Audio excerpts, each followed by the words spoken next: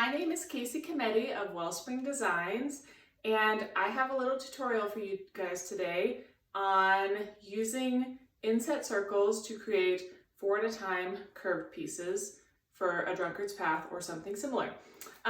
This is based on my Will-O-Wisp pattern that is releasing in just a few days, July 8th. If you're watching after this, it'll be available. I'm going to give you a peek of it. So here it is. And as you can see, all of these curved pieces in kind of a Irish chain style Drunkard's path fusion. Traditionally, these pieces are made 1 at a time, which, y'all, it takes a long time. So I fell in love with this design, and in order to streamline the process, came up with this 4 at a time, similar to the way that you would do half square triangles. We are going to do 4 at a time curves. And for me, for my testers, for those that have used this, it streamlines the process and just makes a pattern that might seem a little out of reach super doable. So inset circles might sound a little intimidating.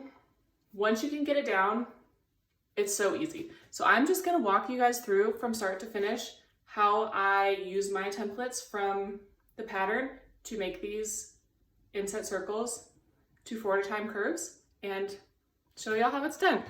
Bring you down here.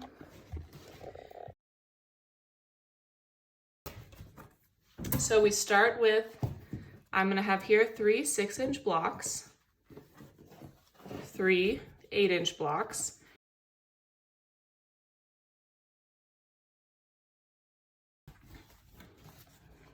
okay, here we go. So we're going to start by folding it in half. Template 1, template 2 are both from my pattern. Template 2, the small one, is going to be used on the larger 8-inch piece. I like to use a little bit of a temporary adhesive spray,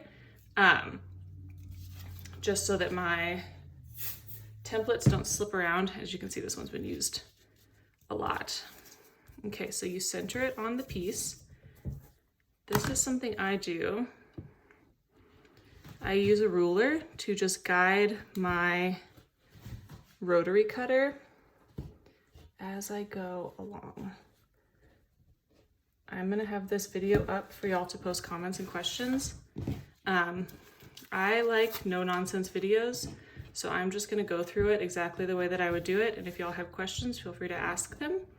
So here's piece 1. I'm gonna take my other piece, fold it in half, crease it. The creases will come in handy later. Take template 1. Put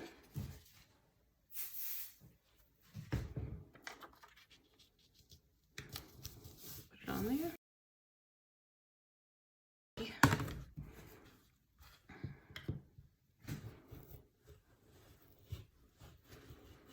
Just realized that I have not redone my nails in a little while, so I'm gonna sit here and be wishing that I had done that. Piece 2, piece 1, piece 2. And so as you can see, between these, there may be better from this side. There is a 1/2 inch difference the whole way around. So radius, there's a 1/2 inch difference in the radius. Diameter, there's a 1 inch difference in the diameter. That seems counterintuitive because the go-to in quilting is a 1/4 inch seam. I don't actually know 100% why that is the case, but with circles it is. Okay, so now I'm going to crease both of them one more time to prepare for pinning. These creases, if you can see them, are going to be lined up just like that to give you the center of your circle. So I do one side and then the opposite side. I really hope this can be seen the whole time.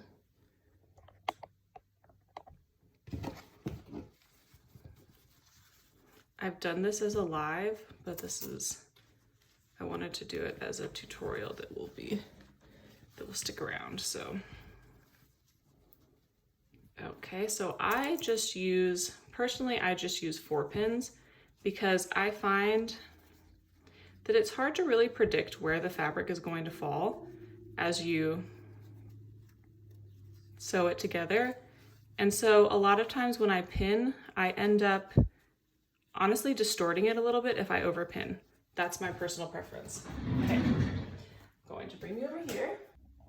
Okay, so here we are set up for sewing. And I do not sew for my pins, I'll be honest. I'm not brave enough to do that most times. So as you're sewing this, don't be afraid of the puckering a little bit that's coming along the top piece. I don't know if I said this before, but I always sew the outer, or I always pin the outer piece to the inner piece and sew with the outer piece on top, because I just feel like it lays a lot smoother than the other way around. Now, you might want to fast forward through this because it's a slow process, but I want to show you how I actually do it because it is slow, but that's why we're doing this, because the thing is, it's slow regardless of whether you're sewing a full curve or a inset circle. And I also want to show you because sometimes these turn out perfectly and sometimes they don't. Sometimes I have creases that get caught up, sometimes my edges don't match perfectly, and most of these, for my Will-O-Wisp pattern, I think there's a few like freebie pieces, kind of the same way that you would with half square triangles. There's usually a couple pieces that are extras. So if you do have some that turn out real wonky, like, it's not the end of the world. But curves are a little finicky. They don't always, even if it seems like even if you do the same thing every time, some turn out a little bit different. You're sewing with the bias edge of the fabric. See, there's an almost crease, which that's basically the direction of the fabric that stretches, at least for a cotton. With something like a jersey, it usually stretches in all directions, but a cotton, the bias edge is the stretchier side of it. And so because of that, it just takes a little bit of gently, slowly feeding it through and working with the fabric a little bit. It's going to look like they won't match up and we'll never be able to come together smoothly. And you know what? Somehow it just always happens. It's really amazing. For me, curves, learning how to sew them well has just been a matter of doing it over and over, because then I'm not nervous halfway through as I realize, like, oh, it feels like there's way too much fabric, or I feel like I'm overstretching it, or whatever. Just trusting the process that it's going to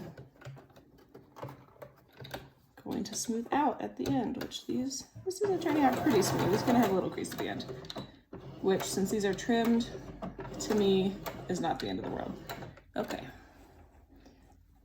Where are my scissors? I don't have an automatic cutting on my machine, so there you go.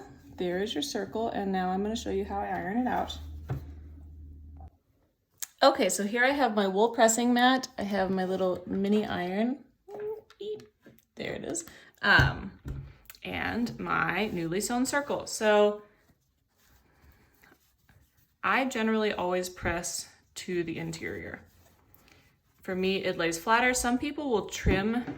I'm not going to do it, but I'll just show you, like, trim little pieces like that to help your circle to lay flatter. But I have never had a problem with it, so this is what I do. I just kind of slowly pull out along.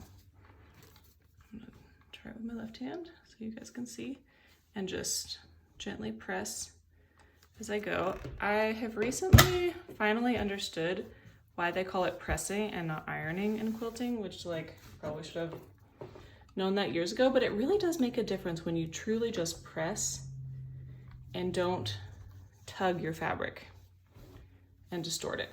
Okay, so there you have your circle. It is ready for trimming. You can see, like, a little bit of these wrinkles a little bit, but that has a tiny crease in it. You won't see any of that in the final quilt. And even I think by the time I've trimmed it, I'm stitching all of that, it'll be no longer noticeable. So, get my ruler. Now you can loosely follow the lines that you previously creased. There's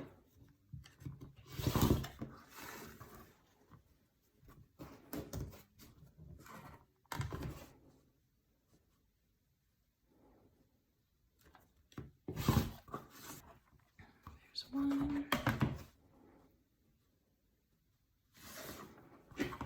I'm gonna trim it to 3.5. I think I trimmed that other one. Okay, I'm gonna take this one and just trim it for you to 3.5, just for the example. And there you have it. Take this one, trim this one to 3.5 also.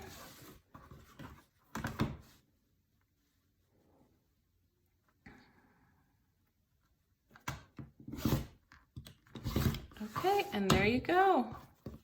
Here are your pieces. Okay, so like I said, in my opinion, it has truly been a game-changing technique for my testers, for myself, for somebody who maybe feels intimidated to do a Drunkard's Path quilt. And this technique may not be a one-size-fits-all for every curved piece that you're gonna do, but for the Will-O-Wisp quilt, it's been amazing.